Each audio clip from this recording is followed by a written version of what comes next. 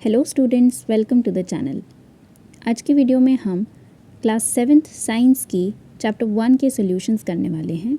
Chapter 1 है nutrition and plants और ये आपके एनसीईआरटी का सिलेबस है। तो अब हम चलते हैं क्वेश्चन नंबर फर्स्ट की तरफ, जो कि एक्सरसाइजेस का क्वेश्चन फर्स्ट है, which is why do organisms take food. Question का मतलब है कि किसी भी ऑर्गेनिज्म को आखिर खाने की ज़रूरत क्यों है। So the answer is all organisms need food.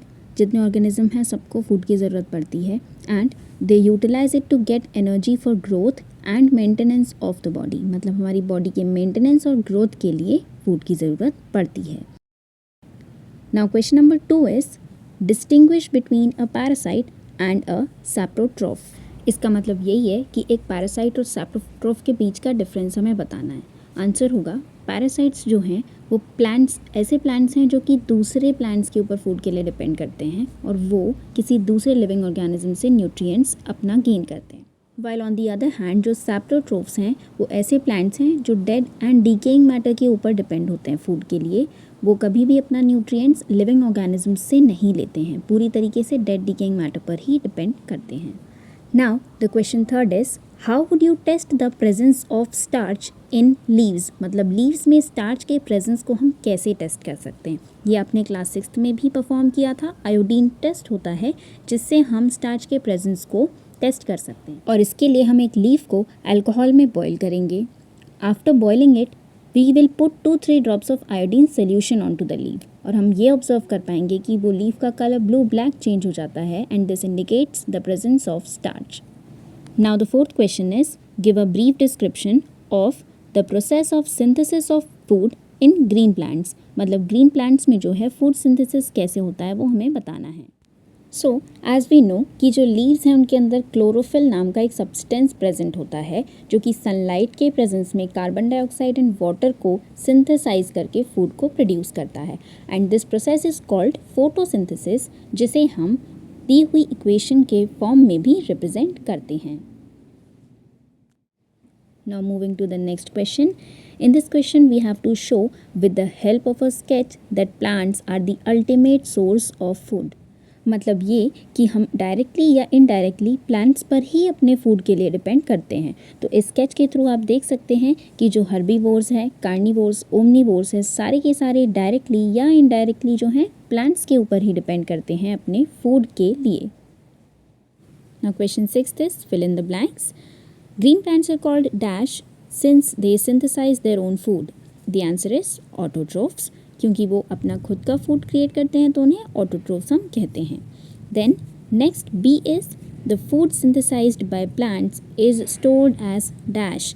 The answer will be starch, जिसके फॉर्म में फूड स्टोर्ड रहता है। Now this next question is in photosynthesis solar energy is absorbed by the pigment called dash.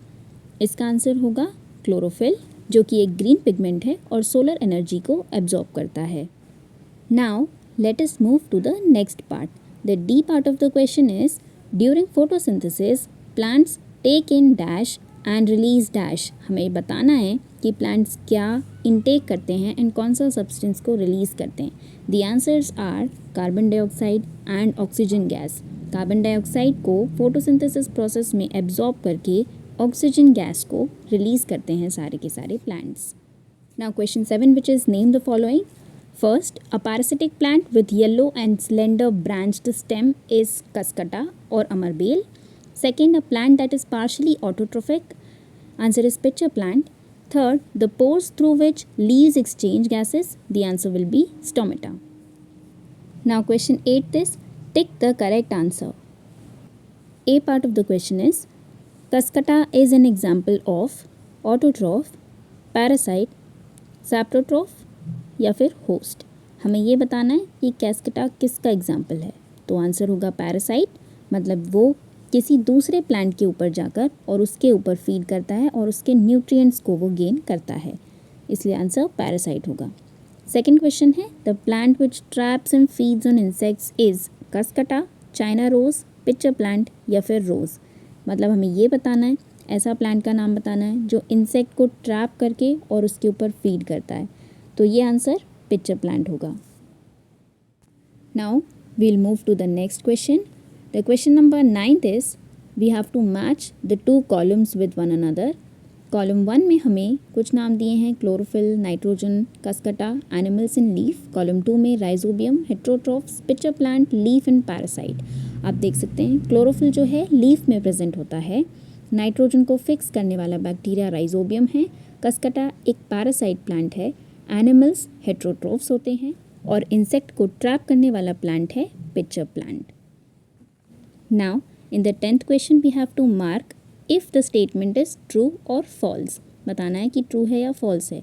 First है carbon dioxide is released during photosynthesis, ये बिल्कुल false है। Second, plants which synthesize their food are called saprotrophs, ये भी false statement है। Third, the product of photosynthesis is not a protein, ये एक true statement है। क्वेश्चन 4 है solar energy is converted into chemical energy during photosynthesis, ये भी true है। Now in the 11th question we have to choose the correct option from the following.